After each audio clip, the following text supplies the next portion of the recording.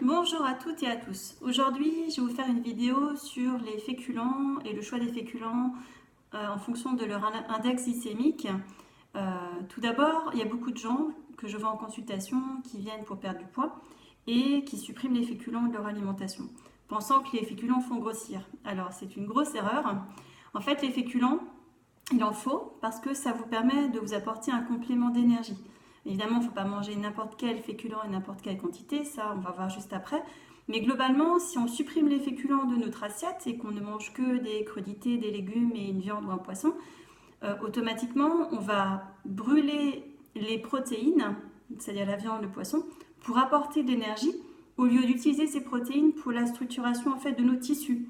Et donc cela entraîne à terme une fatigue et une fonte musculaire.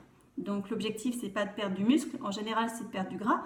Donc il nous faut quand même des féculents. Alors, pas n'importe quelle quantité, n'importe quel type de féculents. Là, on va parler du choix des féculents en fonction de leur index glycémique. L'index glycémique, c'est une notion qui permet de voir comment évolue la glycémie une heure après avoir mangé un aliment en général glucidique. Donc quand on mange par exemple un aliment qui se digère rapidement en sucre, comme par exemple du pain blanc, des biscuits, de la farine blanche, un biscuit à base de farine blanche, une heure après le repas, vous avez une augmentation de la glycémie. Cela entraîne une augmentation de la production d'insuline par le pancréas. Et l'insuline, alors c'est quoi? C'est une hormone qui a pour rôle de faire entrer ce sucre dans les cellules. Du coup, ça crée une hypoglycémie 3-4 heures après, et là on a faim. Ça donne envie de manger. Mais le rôle de l'insuline ne s'arrête pas là. L'insuline permet donc de faire entrer le sucre dans les cellules, mais que font ce glucose dans la cellule? Que fait ce glucose? Il se transforme en gras. Donc on fabrique en fait des triglycérides à partir du glucose. Donc on fabrique du gras. Et du coup, s'il y a du gras présent dans l'alimentation à ce moment-là, l'insuline favorise le stockage du gras dans les tissus adipeux. Donc on fabrique du gras et on transforme le sucre en gras en présence d'insuline. Tout ça lorsque l'on consomme des aliments à index glycémique élevé. Donc ce qu'il faut, c'est choisir des aliments à index glycémique modéré. Donc on trouve sur internet, et vous verrez, si vous regardez sur mon site internet, j'ai également une liste d'index glycémiques classés entre les faibles, les moyens, les élevés. Mais personnellement, ce que je conseille, c'est de choisir des féculents à index glycémique inférieur à 55. Donc globalement, on va remplacer le pain blanc par un pain complet aux céréales ou mieux un pain de seigle complet ou un pain intégral. On peut aussi trouver des biscottes qu'on appelle les vasafibres en grande surface qui sont à index glycémique très bas à 35 pour le petit déjeuner. On va remplacer le riz blanc par du riz complet. Alors oui, c'est vrai que c'est un peu long à cuire, on peut prendre du semi-complet.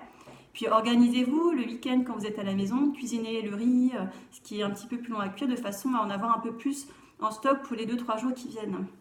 Les pâtes, si elles sont juste cuites al dente et pas forcément complètes, elles ont un index glycémique modéré, donc ça convient aussi. Mais si vous voulez choisir des pâtes complètes, l'index glycémique sera plus bas. Donc une cuisson al dente des pâtes permet déjà de faire baisser l'index glycémique. Alors évitez la pomme de terre parce qu'elle a un index glycémique très élevé. Vous la remplacez par les patates douces qui sont aussi très bonnes et qui ont un goût sucré, bien qu'elles ne fassent pas augmenter la glycémie après le repas. Donc après, vous avez d'autres féculents comme le boulgour, le quinoa qui est très intéressant, le sarrasin, on trouve les crêpes de sarrasin ou le sarrasin cacha qui est du sarrasin grillé, qui est très bon aussi. Après, vous avez tout ce qui est légumes secs, les lentilles, pois chiches, petits pois, haricots rouges, haricots blancs, flageolets, qui ont un index glycémique très bas. Donc globalement, on va remplacer les féculents raffinés comme le riz blanc, le couscous normal, on va le remplacer par du couscous intégral ou du boulgour. Donc les pâtes par des pâtes complètes ou cuites al dente, le riz par du riz complet, le pain par un pain noir, de préférence un pain de seigle complet que l'on trouve en grande surface sous forme de pain déjà tranché, emballé. Il y a les grandes marques de distributeurs bio qu'on trouve en grande surface, que je ne vais pas nommer, mais effectivement on trouve du pain déjà tranché qu'on va garder au frigo parce que sinon il risque de moisir si on ne le consomme pas rapidement. Ou les fameuses biscottes vasafibres. Donc oubliez les pommes de terre, le riz blanc, le pain blanc, les biscuits, les gâteaux. Si vous devez faire des gâteaux maison, utilisez au moins une farine complète à la place de la farine blanche. Et si de temps en temps vous voulez faire un petit écart à base de biscuits ou gâteaux classiques à base de farine blanche et de sucre, gardez-le plutôt en fin de repas du midi, 1 ou 2 fois par semaine pour faire plaisir. Voilà, j'espère que ça vous a un petit peu aidé à choisir autrement vos féculents et pensez bien que c'est une nouvelle façon de manger.